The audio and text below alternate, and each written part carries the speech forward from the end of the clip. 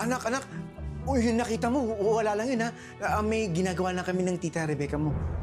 May inaayos lang. Oo.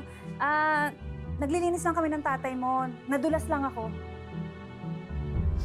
Kaya pala lagi mo silang kinakampihan, Tay. Kaya pala okay lang sa'yo yung mga ginagawa nila.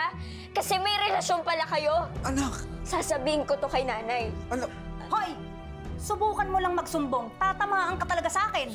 Sandali. Rebecca, ako nakakausap sa anak ko, ha? Anak, halika nga. Ayusin mo yan, ah. Halika. Anak, pakinig sa akin, ha? Yung nakita mo, wala lang yun, ha? Huwag kang magsusumbong kahit kanino. Kung ayaw mo walang tatay. Naiintindihan mo? Huwag mo sasabihin kahit kanino kung ayaw mo magalit ako sa'yo.